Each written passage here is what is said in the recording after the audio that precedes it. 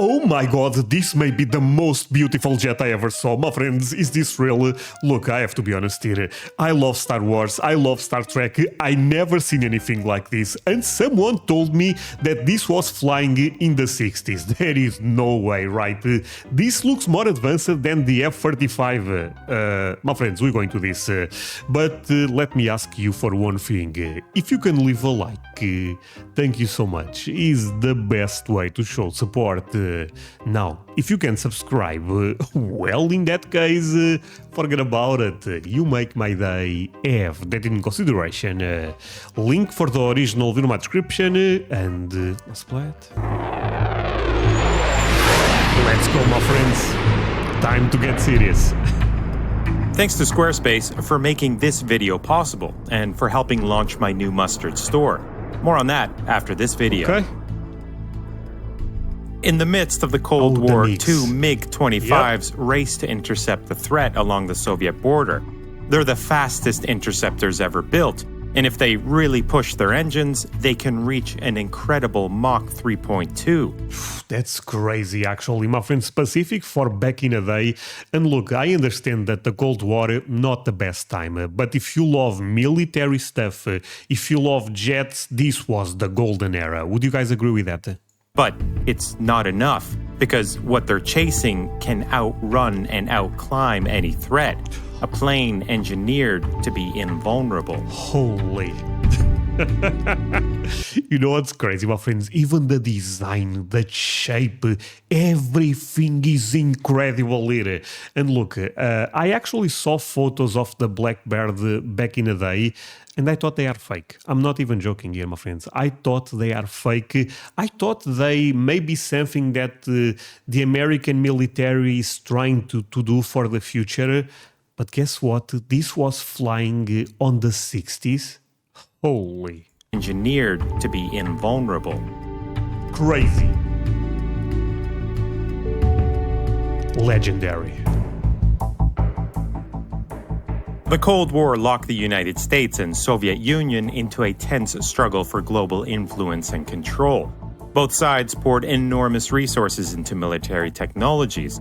But getting an upper hand... Actually, sorry, I will try to not pause too much. I would say one of the best things with the Cold War was that specific America, but also Russia a bit, the crazy advances in terms of technology, right?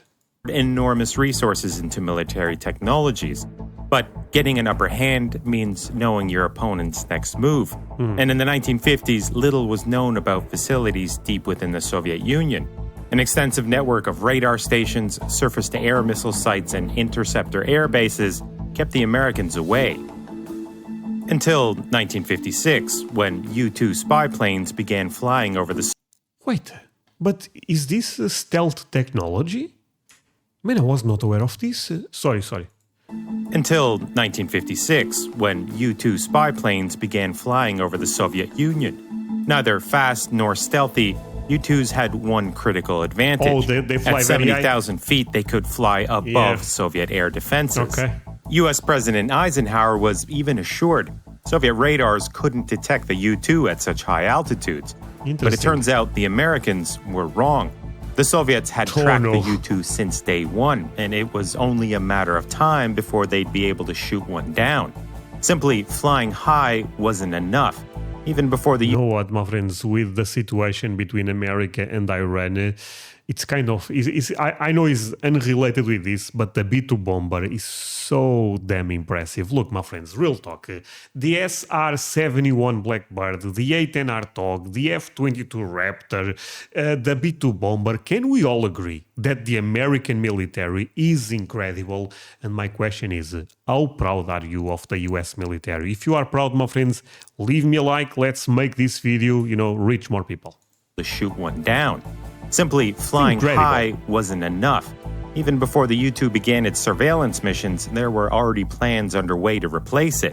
Because true impunity over Soviet airspace would need a combination of incredible speed, altitude, and stealth. And this led the Americans to explore some pretty radical spy plane concepts, like a ramjet-powered aircraft that would be deployed from the bottom of a supersonic B-58. But in 1959, the CIA chose Lockheed to develop the next generation of spy plane. Meanwhile, the U-2 continued to fly over the Soviet Union, but not for very long, because in the spring of 1960, a Soviet surface-to-air missile finally managed to bring one down. The captured pilot and wreckage were paraded around the Soviet Union, used as proof of Western aggression. As tensions rose, now more than ever, the US needed a replacement for the U-2. And this is the replacement? And what Lockheed developed would be unlike any aircraft ever built. A plane that nearly 60 years after its first flight remains the fastest air-breathing jet to ever fly. Lockheed... Wait, what? Wait, this is faster than the F-35? Did I understood this correct? Its first flight remains the fastest air-breathing jet to ever fly. Lockheed's highly classified spy plane would be known as the A-12. Originally used by the CIA for reconnaissance, the A-12 was also developed into an interceptor prototype, armed with air-to-air missiles, along with a variant that could launch an unmanned reconnaissance drone. But it was the SR-71 Blackbird, a variant developed for the Air Force that would go on to serve for decades, while earlier versions were quickly retired. The Blackbird could cruise at Mach 3.2, right near the edge of space, and do it for hours on end. To achieve this, Lockheed's engineers had to innovate pretty much everything from scratch. To sustain such incredible speeds, the SR-71 and its predecessors were powered by engines often described as turbo ramjets. Below Mach 2, they functioned like conventional afterburning jet engines. But above that, they behaved more like ramjets, as an inlet cone adjusted to bypass air around the engine and directly into the afterburner. At Mach 3.2, the SR-71's exterior would heat up to beyond 500 degrees Fahrenheit, easily hot enough to soften aircraft aluminum. The Lockheed engineers used titanium for 92% of the aircraft. Titanium! And in the 1960s, this required inventing entirely new fabrication technologies. Its unusual shape did more than just spook UFO enthusiasts. It helped reduce its radar signature, as did its special black paint, which earned the SR-71 its Blackbird name. Oh my god. The Wow. A-12 and SR-71 were first deployed over North Korea and Vietnam, where they were unsuccessfully targeted by over 800 surface-to-air missiles. But the spy plane never flew into Soviet airspace, at least not officially, because another shoot-down over the Soviet Union would be catastrophic. So instead, the Specific because they would get all the technology for free, right? SR-71 flew along its borders, using its powerful side-looking radars and cameras to peer hundreds of miles into Soviet territory. And that frustrated the Soviets. In 1976, Viktor Belenko defected to the West by escaping the Soviet Union in his MiG-25. He described the frustration of trying to intercept Blackbirds. The MiGs were Mach 3 capable, but only for a few minutes at a time, not for hours like the Blackbird. Nor could they climb to reach the SR-71's incredible altitude. Even their enormous R-40 missiles lacked the guidance needed to strike the SR-71 head-on. For years, the Blackbirds were practically invulnerable. They could outfly and outclimb any threat. But by the 1980s, MiG-30... So basically... basically this was capable to... This was faster than the missiles, my friends. Oh my... 31s were roaming the skies. Equipped with sophisticated radar and long-range R-33 missiles, they posed a legitimate threat, as did a new generation of Soviet surface-to-air missiles. But the greatest threat to the Blackbird wasn't an enemy missile or jet, it was itself. No Blackbird was ever lost on a mission, but more than a third of the 50 built were destroyed in accidents. One literally disintegrated around its pilots. They were also enormously expensive to operate, each one siphoning about $300 million a year out of America's defense budget. A fleet Wait, my friends, but what if we bring this one back? Because nowadays we have technology is so much better. Maybe American can make the SR-75 or something. I'm putting a number out there. You know, make a better version of this. Damn, back in the day, this was so ahead that the worst enemy was itself, you know? siphoning about $300 million a year out of America's defense budget. That's crazy. A fleet of special aerial refuelers and a small army of support and maintenance staff were needed just to keep these planes mission ready. Damn, And look at that. advances in spy satellites, aerial drones, and the SR-71's inability to deliver surveillance data in real time diminished some of the plane's utility. Add to that politics and infighting for defense budgets, and by the late 1980s, the SR-71's days were numbered. They were officially retired in 1998 with two. Sorry, do you guys think it's fair to say that this may be the favorite jet ever to a lot of people? Because every time I see people talking about this one, they also...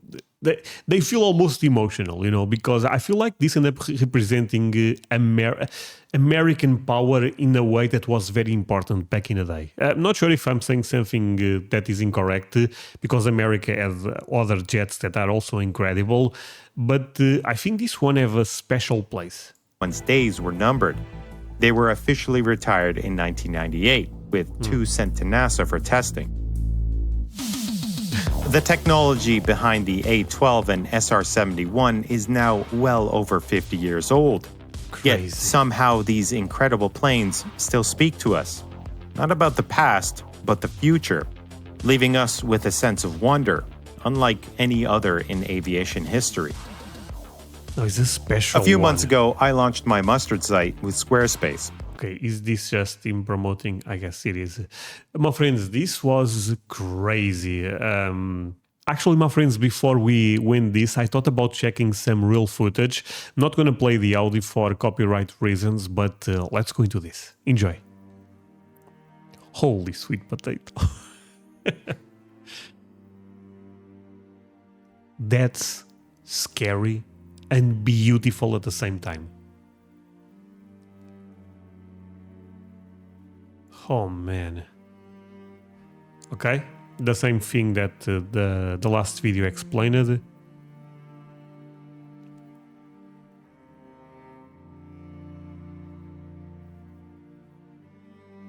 Over 3 times the speed of sound. The jet could outfly any missile. So that was the American tactic. Oh, you know what? We don't have stealth technology yet. But if we are faster than everything the enemy can throw at us, we are fine. Great idea. Yes, sign that. Let's make it. Awesome. Oh my god, 900 Fahrenheit. I don't have to make the conversion to Celsius. I assume that's crazy hot.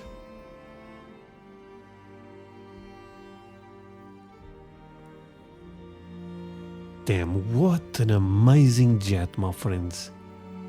This one completely blew me away.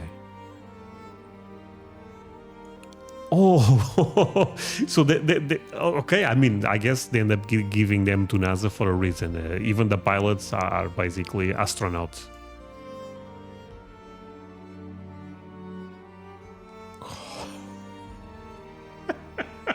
Sorry. This is crazy.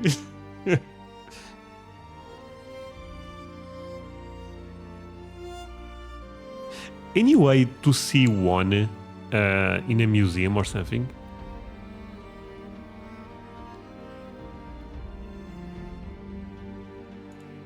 Oh, I saw this actually. Never mind. Oh my god! I saw. Why didn't I remember this? Seems like they are trying to make the SR-70, but I think this is not real. Is it? See, sometimes I never know if I'm watching fake news or not. Is this actually something that is coming out?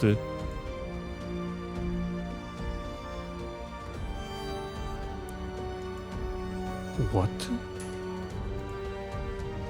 sorry. With aims for the jet to reach Mach 6. Oh man. Okay, my friends, thank you so much for watching this with me. This was awesome. What can I say? I mean, the American military is really something else. The technology, the jets, everything. Yeah, see you guys in the next one. Bye, my friends.